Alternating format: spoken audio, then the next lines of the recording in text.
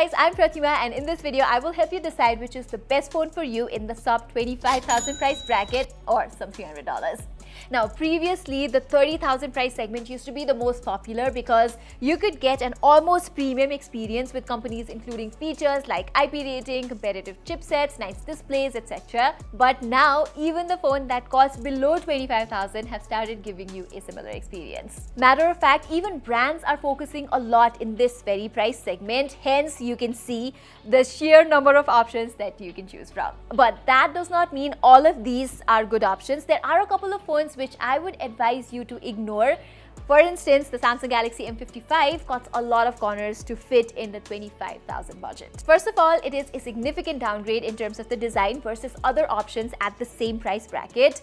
Second, it does not have an IP rating, its cameras are just average, and even though you get a Snapdragon chipset here, its performance is not very competitive.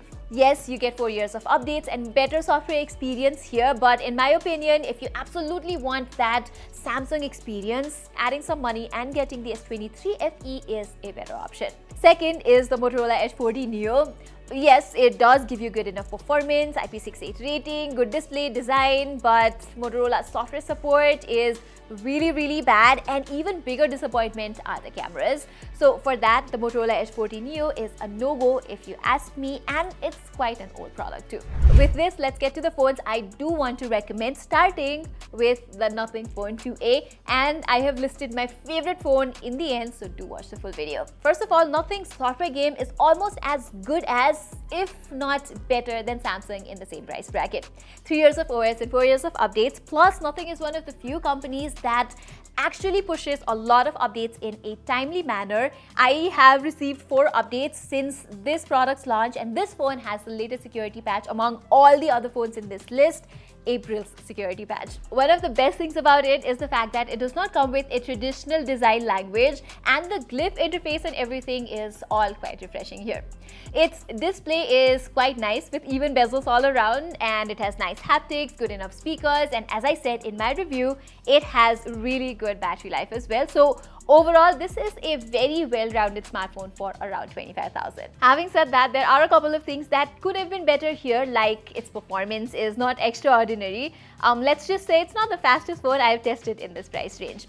I have faced a little bit of slowdowns while the camera processes images, and switching between the lenses takes a little bit of time too. Also, the Nothing Phone 2A's camera performance is nothing to write home about.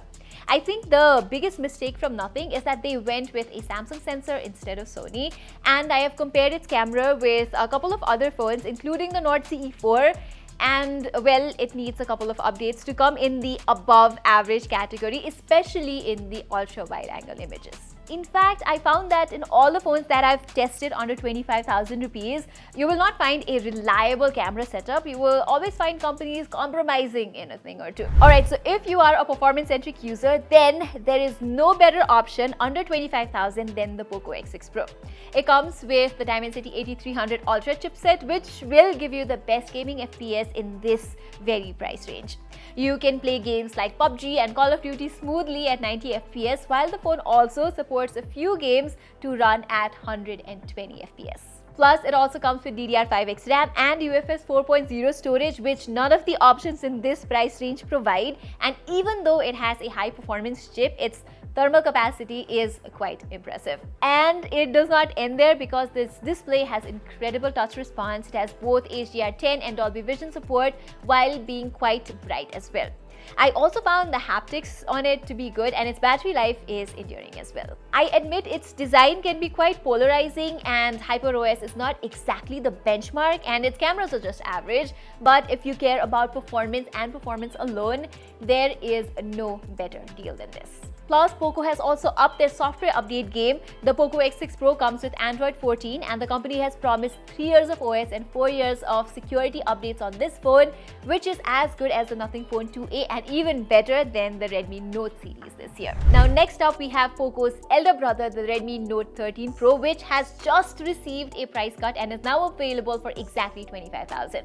First of all, you have to know that this year Redmi is trying to provide a more premium experience to its users by including including things like 12-bit display, Dolby Vision support, Gorilla Glass Victus protection in the display, a nice looking glass back design, and 200 megapixel primary camera. This means you can get a slightly better design, display protection, as well as camera performance on the Redmi Note 13 Pro versus the Poco X6 Pro. In fact, I compared its cameras with the Note CE4, which has one of the best cameras under 25,000, and I found it to be very competitive. Especially the detail retention in photos is great, and you can expect nice portraits and selfies from it too. But at the same time, the performance side of things here is slightly underpowered than the Poco X6 Pro. This phone features the Snapdragon 7S Gen 2, which means you will only be able to get around 60 FPS in games like PUBG and Call of Duty. But the good thing is that this phone has already been updated to Android 14 based on HyperOS. It came with Android 13 initially, and the software experience here is quite stable, although you have to remember that this phone will only receive 2 Android updates now. Anyway, you're getting a nice 12-bit AMOLED display here, as well as good battery life with its 5100 mAh battery along with 67-watt fast charging, and the typing experience here is not bad too. Alright, so if you're someone who loves taking portraits, then this next smartphone from Realme, the Realme 12 Pro, might just be the phone for you. Now, the overall specs of this phone is just okay. It features the Snapdragon 6 Gen 1 chip, only provides 2 years of software updates, and you get tons of pre-installed apps. But boy, this phone can click good portraits, all thanks to its dedicated 32 megapixel 2x telephoto lens. By the way, the Realme 12 Pro is the only phone to come with a telephoto lens at this price range, and you can see on the screen how it is able to manage such good skin tone and sharpness in the portraits. Its general camera performance is not bad either, and it has one of the best looking designs in its price range. I mean, not only it looks good, but it has really good heft too, which none of the other phones provide in this price range. Likewise, you're getting a nice curved display here with ultra thin bezels and nice touch response, good battery life, and fast charging too. Its haptics are slightly buzzy for my taste, but besides that, if you want a phone with nice portrait abilities and a gorgeous design, the Realme 12 Pro is definitely a well-rounded option. Okay, so before moving forward to the best phone under 25,000 rupees, I would like to give a special shout out to the Infinix Note 40 Pro.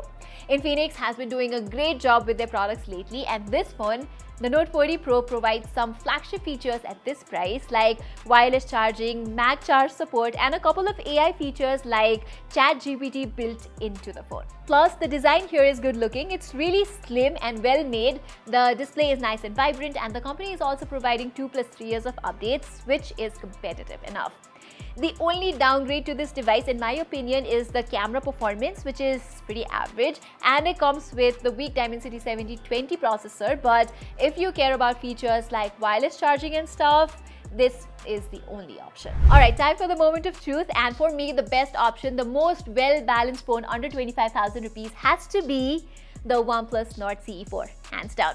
I know you might have heard the same in a lot of other videos from Tracking Tech, TechBar, etc. And it's true, this is an amazing phone that checks all the boxes. I like to call it the Thanos phone, perfectly balanced as all things should be, because here, fast performance, check. Good display, check. Optimized cameras, check. Clean software, check. Good number of updates, check. Nice looking design, check.